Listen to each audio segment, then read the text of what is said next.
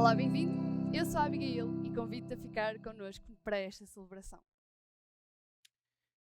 E disse: Um certo homem tinha 2 filhos, e o mais moço deles disse ao pai: Pai, dá-me a parte da fazenda que me pertence. E ele repartiu por eles a fazenda. E poucos dias depois, o filho mais novo, ajuntando tudo, partiu para uma terra longínqua. Ele desperdiçou a sua fazenda, vivendo dissolutamente. E havendo ele gastado tudo, houve naquela terra uma grande fome, e começou a padecer necessidades. E foi e chegou-se a um dos cidadãos daquela terra, o qual o mandou para os seus campos a apacentar porcos. E desejava encher o seu estômago com as bolotas que os porcos comiam, e ninguém lhe dava nada. E caindo em si, disse: Quantos jornaleiros do meu pai têm abundância de pão, e eu aqui pereço de fome. Tal como este rapaz fez, também Adão e Eva fez a mesma coisa. De certa forma, também todos nós fizemos isso mesmo. Não foi simplesmente este rapaz que disse ao pai: Eu não quero viver mais debaixo da tua autoridade, na tua casa, eu quero viver por mim e para mim, eu quero ser o centro da minha vida, não me importar com mais nada, eu quero ser o centro da minha vida. E essa é a história da humanidade, de tentar tornar-se o centro da sua vida. E é isso, essa é a forma como estamos a viver. As relações duram enquanto me satisfazem a mim. Quando, no momento em que eu deixar de ser feliz com a pessoa com quem eu estou, então eu quero trocar da pessoa com quem eu estou, porque o importante é a minha felicidade. Eu sou o centro das relações. Então eu parti com a herança que reivindiquei junto do meu pai e fui à procura da minha casa, do meu lugar onde eu me sinto em casa. O que acontece é que tive saudades da verdadeira casa. E esta é a história da nossa vida. O desconforto no teu interior, o vazio que existe no teu interior, é que tu tens saudades da casa do verdadeiro Pai. A casa do verdadeiro Pai é esse lugar que tu ambicionas. Saudades. Este homem caiu em si, lembrou-se da casa do seu pai e ficou com saudades. Agora, o problema é voltar. O problema é voltar. Como voltar? O problema é voltar. Deixem-me pôr ainda de outra maneira. E se não voltares? E se não voltares? Vais continuar a disputar a comida com os animais. Vais viver uma vida pobre, amarga, sem nada. E no final, vais continuar a não viver na casa do Pai. Porque afinal de contas, nós fizemos uma escolha, traçámos um objetivo, vivemos a vida à nossa maneira. E quando seguimos um rumo, no final nós vamos continuar a viver o rumo que demos à nossa vida. E se vivemos e se escolhemos viver longe da casa do Pai, essa escolha vai perdurar para todo o sempre. Mas deixa-me dizer, Jesus veio do céu à terra para te levar para a casa do Pai. Aquilo que Jesus fez foi levar-te para a casa do Pai. O que é que Jesus veio fazer? Veio levar-te para a casa do Pai. Nota a expressão lá em João 14. Jesus estava no discurso de despedida, acabou de celebrar a última ceia e estava a falar com os discípulos. E ele vai dizer a dar passo, e que está em João 14, vocês não têm que ficar tristes, não têm que ficar perturbados. Na casa de meu pai há muitas moradas. E se ele diz na casa de meu pai, no final do Evangelho de João, ele vai dizer meu pai e vosso pai. Porque no início do Evangelho de João, ele vai dizer que a todos quantos o receberem, dá-lhes o direito de serem feitos filhos de Deus, aos que creem no seu nome. Então aquilo que Jesus vai fazer é levar-te para a casa do Pai. E agora deixa-me inserir aqui as duas parábolas que vêm antes desta parábola. E a primeira parábola e as duas primeiras ilustram-nos uma coisa. É que quer a ovelha que está perdida, quer a dracma que está perdida, a ovelha jamais voltaria para casa se o pastor não fosse no encalço dela. A moeda nunca seria descoberta, a não ser que procurasse. Vamos pensar na ovelha. Há um pastor que tem 100 ovelhas e não sabendo como há uma que é perdida, ele põe em segurança todas as outras e vai à procura daquela que está perdida. E o princípio com que ele parte é que é tão belo. Ele partiu determinado a encontrar a ovelha e trazê-la de volta. E ele enceta a procura e só volta quando encontra a ovelha. E o que é fabuloso é que ao encontrar, põe nos seus ombros e trá-la de volta. E todos nós sabemos que uma ovelha é pesada. Ainda por cima é um corpo que dificulta o transporte. Ele não se importa com isso, mas traz a ovelha. O que eu quero salientar é uma coisa. É que se Jesus não viesse do céu à terra, jamais eu poderia voltar para a casa do Pai. Porque só há um caminho capaz de me trazer de regresso ao Pai. E esse caminho é Jesus Cristo. Ele próprio disse no Evangelho de João, capítulo 14, que há bocado eu estava a citar: eu sou o caminho e ninguém vem ao Pai se não for por mim. Então há um meio, há um método, há um processo. E esse é Jesus.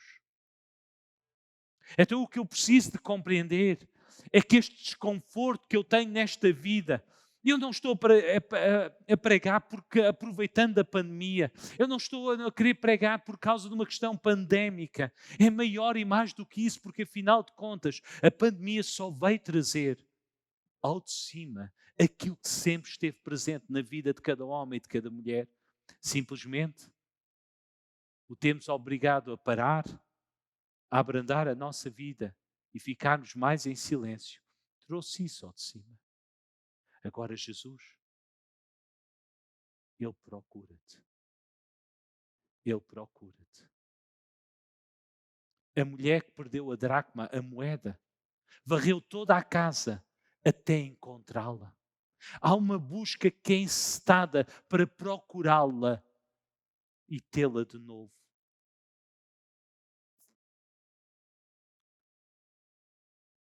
Quando chegamos à história que lemos, aqui em ênfase, o pai não sai à procura, mas o filho tem que cair em si e desejar voltar a casa. Então estas são as duas realidades que nós temos aqui. Sim, o Pai procura-te, enviou o seu Filho no teu encalço, Ele quer se encontrar contigo, Ele quer ter o encontro contigo, Ele quer se encontrar contigo. A pergunta é, e tu? Queres voltar? Queres voltar? Queres voltar? Agora, há uma outra coisa que nós temos que perceber e compreender. Se eu me sinto exilado, se eu me sinto como que alienado dentro no meu ser interior, nesta vida, no viver desta vida, eu sinto-me exilado ou alienado, parece que estou cá, faço parte, mas ao mesmo tempo sinto-me tão deslocado, tão desconfortável, tão perdido dentro de mim mesmo. Eu tenho que saber uma coisa. Os meus atos têm consequências. Vivemos numa sociedade que julga que os atos não trazem consequência. Mas isso é só quem não olha para a vida. As minhas escolhas trazem consequências. E Jesus não veio só à tua procura. Jesus vai fazer alguma coisa para que essa procura tenha resultado efetivo. Porque quando eu olho para o momento da crucificação, há coisas que apontam para um exilado Em primeiro lugar, Jesus não morre dentro de portas, Jesus morre fora de portas. Há como que uma rejeição declarada dessa pessoa chamada Jesus. Ele nem morre dentro de portas da cidade. É como que dizendo, tu és alguém que nós expulsamos da sociedade, nós não te queremos nada contigo, tu vais morrer fora de portas. Mais uma vez, Deus é rejeitado. Mas Deus é rejeitado neste caso não por causa dos homens que rejeitaram, mas Ele é rejeitado, o Filho de Deus, por causa da minha rejeição e por causa da tua rejeição. Porque a minha rejeição e a tua rejeição levava a que Deus também nos rejeitasse a nós, porque nós escolhemos não vivemos com Ele. Mas quando vem Jesus, Ele suporta essa rejeição, Ele sofre em si mesmo essa rejeição. Um bocadinho mais à frente, e Jesus torna isso tão concreto, porque Ele vai dizer, Deus meu, porque me desamparaste? Agora Deus está a o desamparar. Agora Ele é um desamparado. Agora Ele está sozinho. Agora Ele é um exilado. Porquê? Porque a minha escolha foi rejeitar a Deus. E essa escolha levaria a eu viver uma vida inteira sem Deus, que me traria uma condenação eterna. Ele veio para suportar sobre si a escolha que eu fiz, a que a Bíblia chama de pecado. Ele já se suportou sobre si. Por isso, quando Ele vem ao mundo e começa a pregar, Ele não rejeita ninguém, Ele não vem anunciar juízo. Quando Ele está numa sinagoga e é-lhe dado o livro do profeta Isaías para ler, Ele diz que o ano da graça do Senhor chegou agora. Porque Ele está ali, porque Ele vai dizer, esta profecia cumpriu-se agora. Agora é tempo de esperança para aqueles que não têm vista. Aqueles que estão cegos podem ver, aqueles que estão doentes há cura. E é anunciado a mensagem do Evangelho do Reino. Por outras palavras, o que Ele vem trazer é o caminho de regresso a casa. Agora é possível voltar a casa. Porquê? Porque eu mais à frente eu vou morrer em lugar de cada um de vocês. Mas Jesus não ficou só morto. Jesus não morreu e lamentamos a sua morte. Alegramos, mas lamentamos ao mesmo tempo. Não, como diz a Bíblia, ao terceiro dia Ele ressuscitou, Ele está vivo. E Ele prometeu uma coisa. E esta é a nossa esperança, esta é a certeza que há nos nossos corações. Jesus disse, e se eu for e vos preparar lugar, virei outra vez e vos levarei para junto de mim mesmo, a fim de que onde eu estiver, vocês também possam estar. Então eu não tenho que viver mais a leste do paraíso. A minha esperança em Jesus é que um dia eu vou chegar a casa. Um dia eu vou chegar a casa. Eu vou chegar a casa. Eu vou chegar a um lugar onde eu sempre almejei viver. Onde não há tristeza nem dor. Ou como diz a Bíblia, Ele secará dos nossos dos nossos olhos toda a lágrima. Afinal de contas, um dia eu vou estar em casa. Porque Ele está vivo. Ele é as primícias dos que dormem. Ele é a certeza que a minha esperança tem sentido. E um dia Ele vem me buscar. E a ti também, meu amado irmão, minha amada irmã. E quando chegarmos lá, chegamos a casa. O que é maravilhoso, meus amados irmãos, é que quando chegarmos ali, a nossa existência não é uma existência apática, impessoal. Também não vamos ser absorvidos pelo todo uno e deixamos de existir, não temos identidade própria, não. A minha Bíblia diz que eu serei transformado, terei um corpo semelhante ao de Jesus. Haverá uma forma que eu possa expressar a minha identidade. A Bíblia tem outros pormenores, diz que eu receberei uma pedra com um novo nome. Isto indica pessoalidade. Haverá capacidade de nos relacionarmos uns com os outros. E acima de tudo com Deus. Mas o amor reinará. Uma paz eterna. Sem dor, sem sofrimento. Chegamos a casa. Chegamos a casa. Mas há uma coisa que eu vos tenho omitido. e que quero agora incluir. Quando o pastor traz a ovelha para casa, ele trata em primeiro lugar da ovelha. O centro é sempre a ovelha. Mas depois de tratar a ovelha e pô-la em segurança, ele convida os amigos e faz um grande banquete, faz uma grande festa, porque a ovelha foi encontrada. Ele alegra-se. A senhora que encontra a moeda perdida em casa, convida as amigas e faz uma grande festa. O pai, quando vê o filho a regressar a casa, corre para ele, o beija, o abraça, recebe novamente como filho e manda fazer um grande banquete. Chegamos ao livro de Apocalipse e um banquete aguarda-nos quando chegarmos a casa. Ah, coisa gloriosa! Então há uma festa grande, há uma festa grande. O que é que eu vos quero dizer com isto? Não é só eu que me sinto longe de casa. Deus tem sentido a tua falta.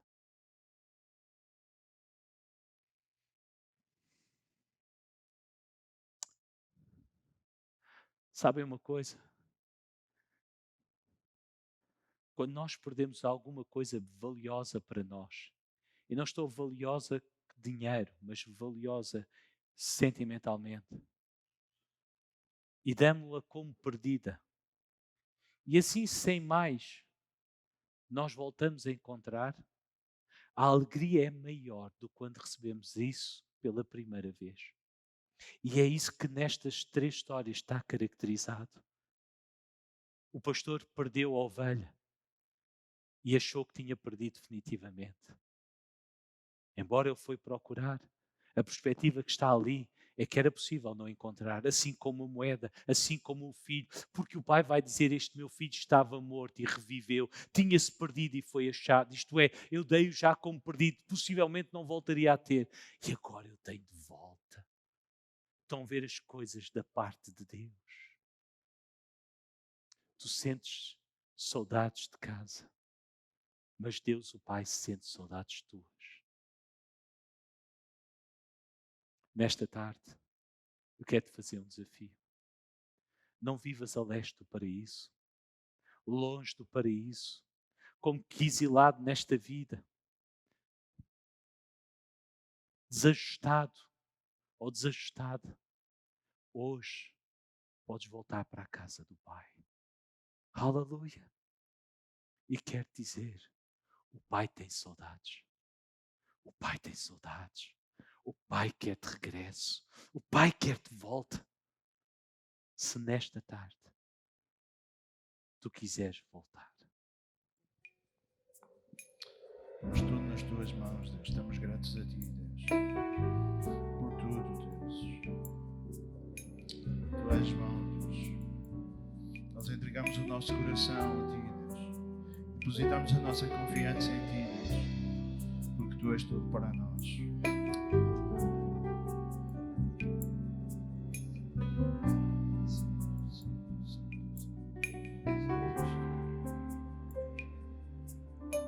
Senhor meu desejo é te honrar e de coração te adorar. Adora ao Senhor nesta tarde com tudo o que há em ti. Tudo que há em mim te dou louvor. Minha adoração é só para ti. Te dou o meu coração. Todo o meu coração e todo o meu ser, pra ti quero viver, todo o meu respirar e por onde eu andar, faz tua vontade. Faz a tua vontade em nós nesta tarde, Deus. Toca na vida de cada um. Toca na vida daqueles que ainda não te experimentaram, Deus. Mora, faz morada em cada vida, Deus. Meu desejo é te honrar, Que este possa ser o desejo de cada um. e de coração te adorar. Aleluia. Com tudo que há em mim, te dou louvor. Minha adoração é só pra ti.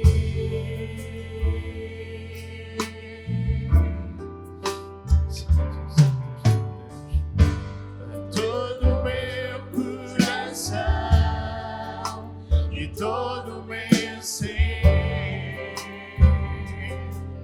pra ti quero viver. Todo meu respirar e por onde eu andar, faz tua vontade em mim. Todo meu coração e todo meu ser, pra ti quero viver. Todo meu respirar e por onde eu andar, faz tua vontade. Todo o meu coração. Precisamos dizer isto nesta tarde. Todo o meu coração. Aleluia. Todo o meu ser. É para ti que eu quero viver. Aleluia. Pra ti quero viver. Todo meu respirar e por onde eu andar, faz tua vontade em mim. Esta tarde diz isto a Deus. Para ti que eu quero viver. É para ti que eu quero andar. É a ti que eu quero servir. Tu és o Deus da minha vida. Tu és tudo para mim. Por isso eu estou grato a ti, Deus. Aleluia. Obrigada por ter estado connosco. Se quiseres saber mais, contacte-nos através das nossas redes sociais e subscreve ao nosso canal do YouTube. Até ao próximo sábado.